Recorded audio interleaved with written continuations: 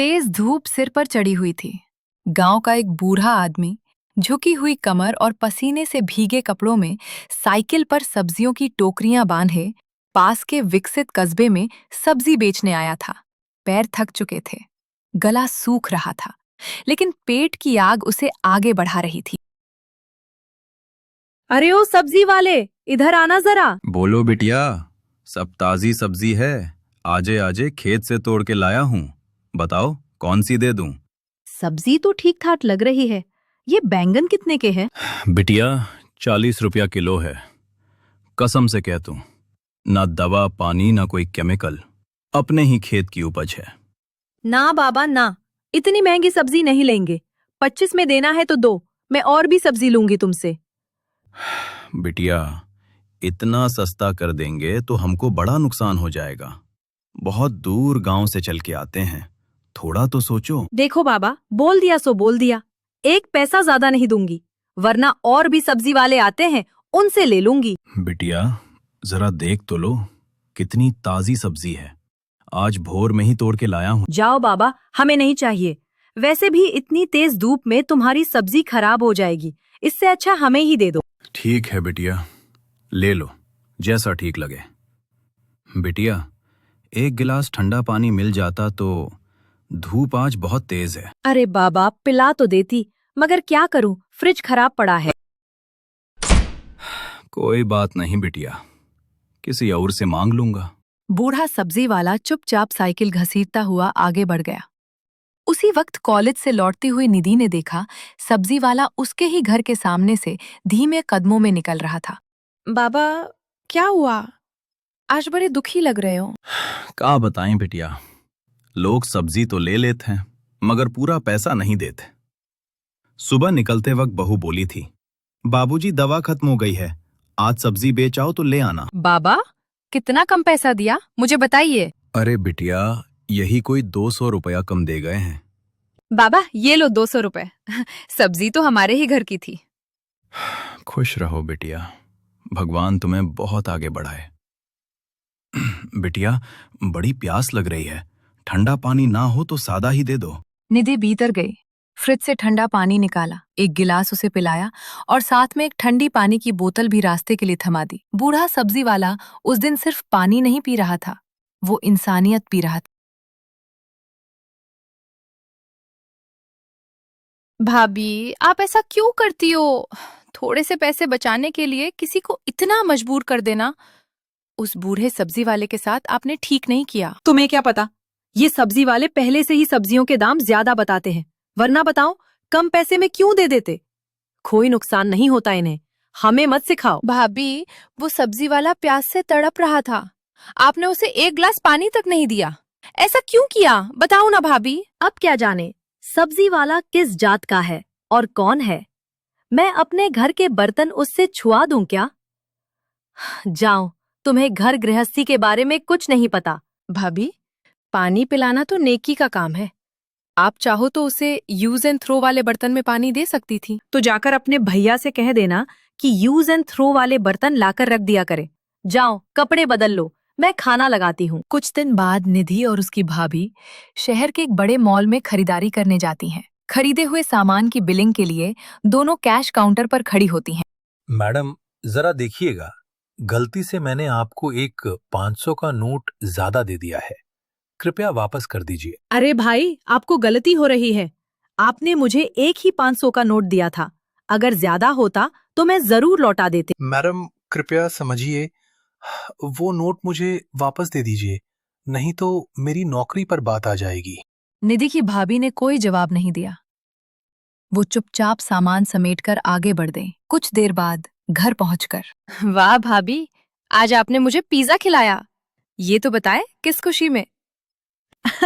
अरे वही 500 रुपए से जो उसने गलती से दे दिए थे, और क्या। भाभी, ये आप क्या कह रही हो?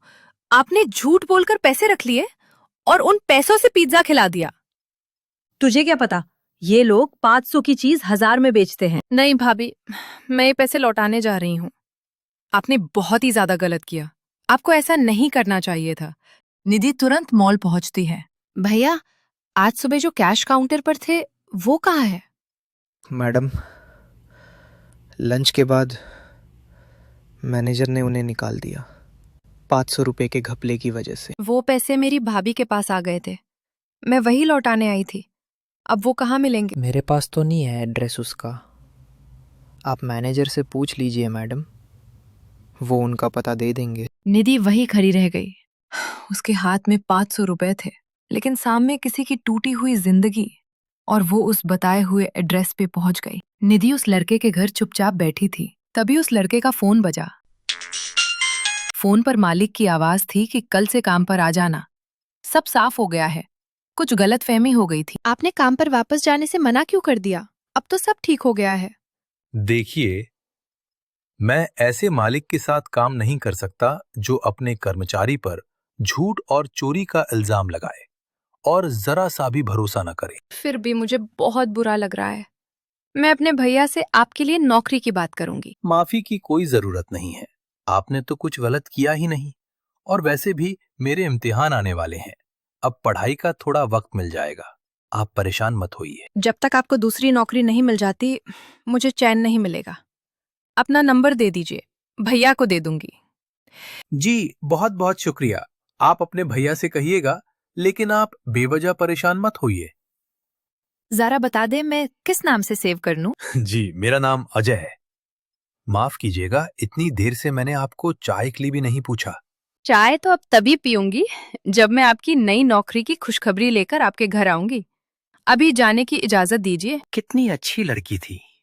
आज के जमाने में किसी के लिए इतना कुछ करना वाकई में हैरानी की बात है। निधि घर लौटती है और अपने भैया से भाभी की सारी बात कह देती है। भैया, आप भाभी को समझाते क्यों नहीं? 2 दिन पहले उस बेचारे बूढ़े सब्जी वाले को पूरे पैसे नहीं दिए और आज झूठ बोलकर काउंटर से 500 रुपए भी रख लिए। बेचारे, उस लड़के की जॉब चली गई। ये क्या कह रही हो? ये तो बहुत गलत किया उसने। मैं उससे बात करूंगा। भैया, आप भाभी को हर महीने अपने पर्सनल खर्च के लिए कुछ पैसे अलग से क्यों नहीं देते, ताकि उन्हें ऐसा करने की जरूरत ही ना पड़े? तुम क्या समझती हो, पैसों की कमी है उन्हें? सुनो, जब तुम्हारी भाभी कपड़े धोती हैं और मैं गलती से जेब में पैसे छोड़ दूं, तो तुम्हारी भाभी उन पैसों की फिर खुशबू भी मुझ तक नहीं आने देती।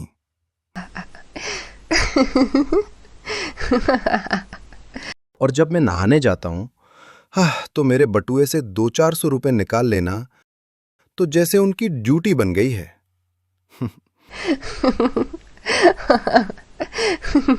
और मेरी इतनी हिम्मत भी नहीं कि उनसे वो पैसे वापस मांग लूं। मैं भी एक बेचारा ही हूं। हाँ हाँ, कर लो भाई बहन मिलकर मेरी बुराई। दिन भर नौकरानी की तरह घर संभालो और ऊपर से इन लोगों की बातें भी सुनो। निधि, अब तो तुम्हारी भाभी को मनाना ही पड़ेगा, और उसमें भी 1000-1200 तो खर्च हो ही जाएंगे। ठीक है भैया, जाइए भाभी के पास और प्यार से समझा भी दे ऐसा न किया करे। निधि अपनी सहेली के घर से वापस आ रही थी।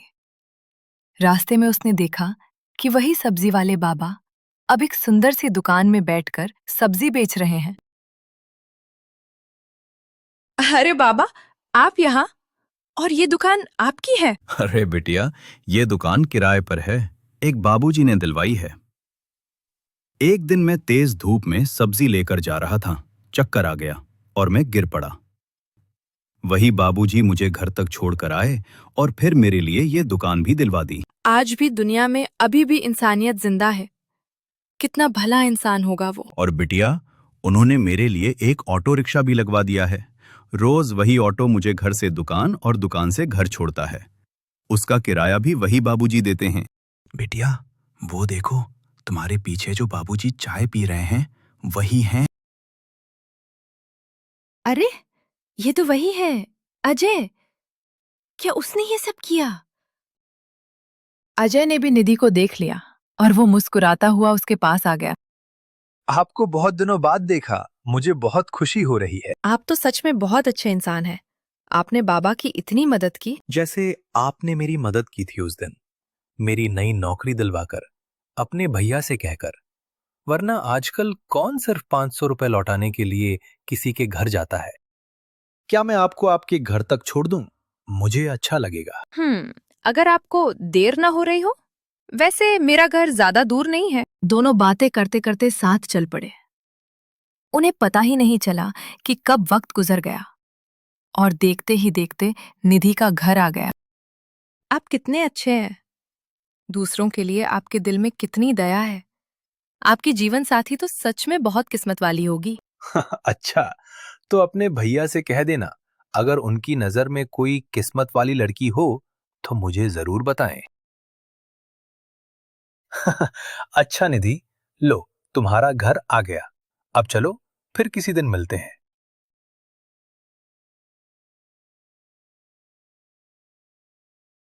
कुछ महीने बाद बूढ़ा सब्जी वाला अपने गूंगे बेटे के साथ अजय के घर पहुंचा।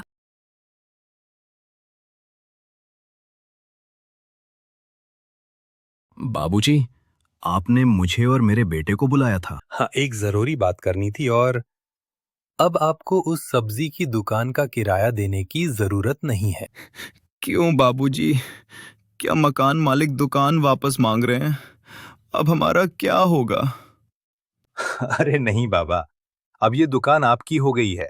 मैंने ये दुकान खरीद ली है और इसकी सारी किश्तें भी चुका दी हैं। बाबूजी, क्या आप सच कह रहे हैं?